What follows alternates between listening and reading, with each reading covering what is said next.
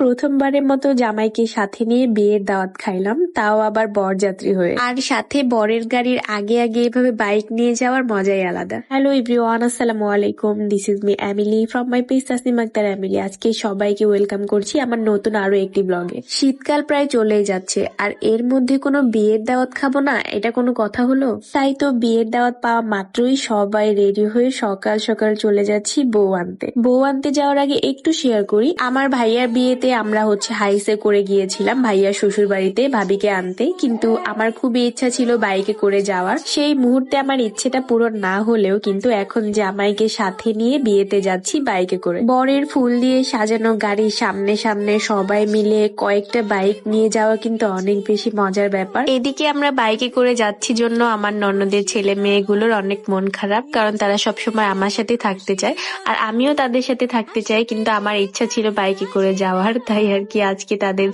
ইচ্ছাটা পূরণ করতে পারিনি, তাদের সাথে যেতে পারিনি। আপনাদের সাথে কথা বলতে বলতে বরের বাসায় চলে আসছি। তারপর দুই জামাই বউ মিলে একটু ভিডিও ক্লিপস নিচ্ছিলাম। সুন্দর ডেকোরেশন করেছিল। তারপর আমার সব থেকে ভালো লাগে যে বিষয়টা, বিয়ের যে গাড়ি থাকে গাড়িটা ফুল দিয়ে যে ডেকোরেট করা হয়, এটা আমার অনেক বেশি ভালো লাগে। তারপর ওখানে একটু ভিডিও ক্লিপস নিচ্ছিলাম। এদিকে আমার হাজবেন্ডের কিছু বড় ভাই ব্রাদার, যেগুলো আমারও বড় ভাই ব্রাদার, সবার সাথে একটু ভিডিও ক্লিপস প্লাস ফটোশুট করে নেই।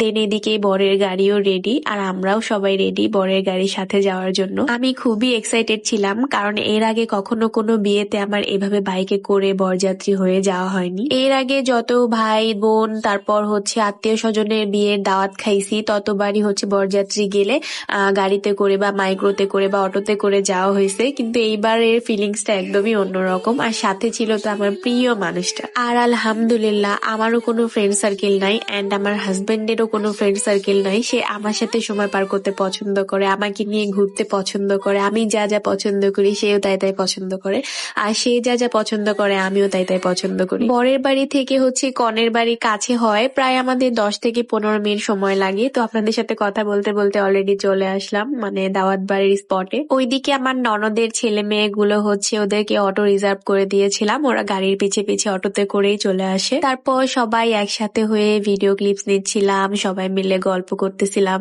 ছবি তুলতেছিলাম। আমার ননদের ছেলে মেয়েগুলো আমার সাথে একদমই ফ্রেন্ডলি, মনে হয় যে আমরা সবাই ভাই বোন, আমাদের আন্ডারস্ট্যান্ডিংটা ঠিক এইরকম। আমার ননদরা বারবার বলে যে ওরা সমানে সমানে, ওদের এইখানকার ভাষা, মনে হয় যে আমরা একদম সমান সমান বয়সে। মজার ব্যাপার আমরা সামনে বাইক নিয়ে এত জোরে চলে আসছি যে আমাদের প্রায় 5 মিনিট পরে বরের গাড়ি আসছে। তো আমরা বরকে আবার রিসিভ করতে আসি। বরকে রিসিভ করে বরের বসার যে জায়গাটা করেছিল সেখানে বরকে বসিয়ে দিয়ে আমরা একদম সরাসরি খাওয়া দাওয়ায় চলে যাই। অনেক বেশি ক্ষুধা লেগেছিল। আর বিয়ে বাড়িতে গেলে যে বিয়ে বাড়ির একটা পোলাও, গোস পোলাও এর যে একটা স্মেল, সেইটা নিয়ে আরো বেশি ক্ষুধা লেগে যায়। একটা ব্যাড রিভিউ তো দিতেই হয়। আপনাদের ব্রাহ্মণবাড়িয়ার যারা আছেন তাদের কাছে একটা বিচার দিলাম, আপনারা কেন এত ঝাল কম খান। প্রত্যেকটা তরকারি মজা হয়েছিল ঠিক আছে, বাট এত পরিমাণ ঝাল কম, যে প্রতিটা তরকারি মিষ্টি মিষ্টি একটা লাগছে। যাই হোক, আজকের ভিডিওতে নতুন জামাই বউ কাউকেই দেখাইতে পারলাম না, আপাতত আমাদেরকেই দেখেন। নেক্সট ভিডিওতে সবার সাথে দেখা হয়ে যাবে। ততক্ষণ পর্যন্ত সবাই ভালো থাকবেন। আল্লাহ হাফিজ।